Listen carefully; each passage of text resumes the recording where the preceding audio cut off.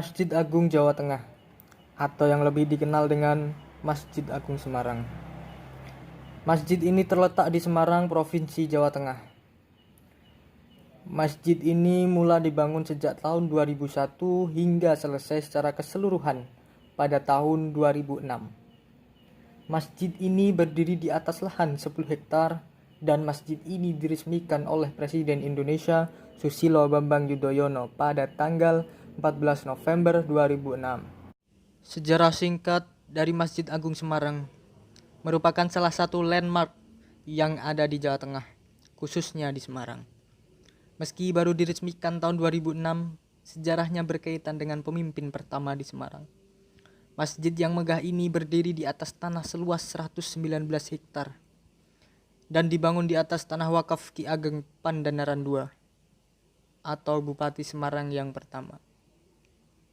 Ketua Bagian Kepegawaian Masjid Agung Jawa Tengah, Beni, mengatakan bahwa seusai Ki Ageng Pandanaran II menjadi Bupati Semarang, ia mewakafkan ratusan hektar tanahnya sebagai wakaf produktif pada masjid-masjid. Pada saat itu pengelolaan kepemilikan tanah belum rapi. Setiap tahun makin banyak yang punya suratnya atau surat tanah, dan beberapa bagian dimiliki lebih dari satu orang. Sampai pada suatu saat tanah tersebutlah ditukar guling oleh beberapa perusahaan besar multinasional kepada investor luar negeri. Sontak masyarakat yang tahu tak tinggal diam. Pada tahun 1990 akhir hingga 2000 awal, mereka mendesak kepada pemerintah untuk mengembalikan lagi hak ratusan hektar tanah yang masih tersebar lokasinya dan juga pemiliknya. Kemudian pada tahun 2002 mulailah pembangunan dengan peletakan batu pertama sebagai rasa syukur terhadap kembalinya tanah wakaf. Selain itu, pembangunan selesai pada 2006 sebelum diresmikan oleh Presiden Indonesia yang ketujuh, yaitu Susilo Bambang Yudhoyono. Dan sampai sekarang masjid ini termasuk yang memiliki fasilitas lengkap, karena selain untuk beribadah, masjid ini juga menjadi sarana rekreasi wisata dengan dilengkapi museum, convention center, office center, cafe, hingga hotel. Susunan pengurus Masjid Agung Jawa Tengah periode 2019-2023. Yang pertama yaitu ada pembina. Yang pertama dari Gubernur Jawa Tengah dan yang kedua dari Wakil Gubernur Jawa Tengah. Kemudian untuk Dewan Penasihat ada Sekretaris Daerah Provinsi Jawa Tengah, Kepala Kantor Wilayah Kementerian Agama Provinsi Jawa Tengah, Ketua Umum Majelis Ulama Indonesia Provinsi Jawa Tengah, Ketua Pengurus Wilayah Nahdlatul Ulama Jawa Tengah, Ketua Pengurus Wilayah Muhammadiyah Jawa Tengah, Ketua Pengurus Wilayah Dewan Masjid Indonesia Jawa Tengah, Ketua Ikatan Persaudaraan Haji Indonesia Jawa Tengah, dan sebagainya. Kemudian untuk Dewan Pengawas ada Dr. Kiai Haji Ahmad Daroji, MSI.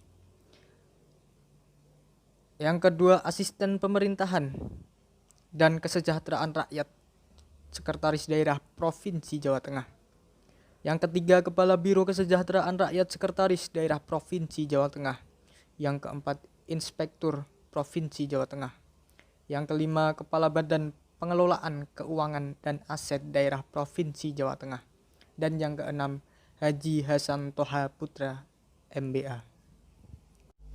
Akses jalan menuju Masjid Agung Jawa Tengah sangatlah mudah, karena lokasinya yang berada tak jauh dari pusat kota. Dari pusat kota Semarang atau Simpang 5, kamu tinggal ambil arah menuju Purwodadi atau terminal Pengaron saja, dan ikuti jalan hingga kamu menemukan perempatan setelah Lotte Mart di kiri jalan.